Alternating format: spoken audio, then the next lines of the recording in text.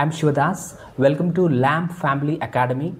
Depression ఏ విధంగా వస్తుంది, ఏ విధంగా తగ్గుతుంది అనేది ప్రతి పేరెంట్కి, ప్రతి స్టూడెంట్కి కూడా అవగాహన ఉండాలి. ఎందుకంటే ఇది one of the major leading డిసీజెస్గా ప్రపంచవ్యాప్తంగా మారిపోయింది. అందుకోసము దీని గురించి అవగాహన ప్రతి ఒక్కరికి ఉండాలి.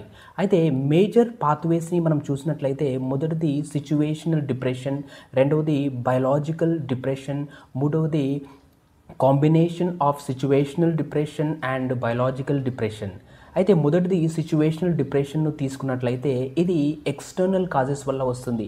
అంటే ఒక వ్యక్తి ఏదైనా ఒక పెద్ద విపత్తును ఎదుర్కొన్నప్పుడు, లేదా ప్రియమైన వారు చనిపోయినప్పుడు, లేదా బ్రేకప్ అయినప్పుడు, లేదా ఏదైనా పెద్ద ఫెయిల్యూర్ను ఎదుర్కొన్నప్పుడు, ఇటువంటి సందర్భాల్లో ఆ ఎమోషనల్ స్ట్రెస్ భరించలేక టెంపరరీగా బ్రెయిన్ కెమికల్స్ ఇంబ్యాలెన్స్ అయ్యి ఆ డిప్రెషన్ ఏర్పడుతుంది.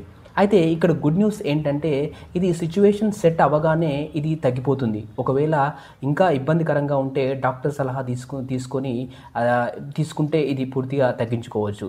రెండవది బయలాజికల్ డిప్రెషన్. ఇది ఇంటర్నల్ కాజెస్ వల్ల వస్తుంది. ఇంటర్నల్ కాజెస్ అంటే మన బ్రెయిన్లో ఉన్న న్యూరో ట్రాన్స్మిటర్స్ అంటే సెరిటోనిన్, ఎండార్ఫిన్, డోపమిన్ ఇటువంటి న్యూరో ట్రాన్స్మిటర్స్ ఇంబ్యాలెన్స్ అయ్యి డిప్రెషన్ ఏర్పడుతుంది. అయితే ఇక్కడ పర్సన్ సింపుల్గా పాజిటివ్గా ఆలోచించినంత మాత్రాన ఈ డిసీజ్ తగ్గదు. ఎందుకంటే డిప్రెషన్ అంటే డీప్ సాడ్నెస్. ఈ సాడ్నెస్ తగ్గదు. దీనికి వాళ్ళు treatment, therapy, life style changes తప్పకుండా తీసుకోవాలి. అయితే ఇక్కడ వాళ్ళు సైకియాట్రిస్ట్, క్లినికల్ సైకాలజిస్ట్ను కలిసి వాళ్ళు ట్రీట్మెంట్ తీసుకోవాలి. సైకియాట్రిస్ట్ మెడిసిన్ ద్వారా తగ్గిస్తాడు, క్లినికల్ సైకాలజిస్ట్ థెరపీస్ ద్వారా తగ్గిస్తాడు. అయితే ఈ రెండిటితో పాటుగా డైట్, మెడిటేషన్, యోగా, మైండ్ఫుల్నెస్ ఇవన్నీ పాటిస్తే చాలా వరకు డిప్రెషన్ను తగ్గించుకోవచ్చు.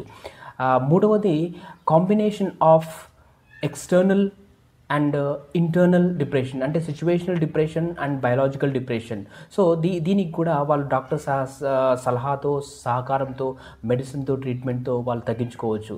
అయితే ముఖ్యంగా వీళ్ళకి కావాల్సింది ఏంటి అంటే ఫ్యామిలీ సపోర్ట్ కావాలి. ఎర్లీగా లక్షణాలు గుర్తుపట్టి డాక్టర్ను సంప్రదించి దీన్ని తగ్గించుకోవాలి.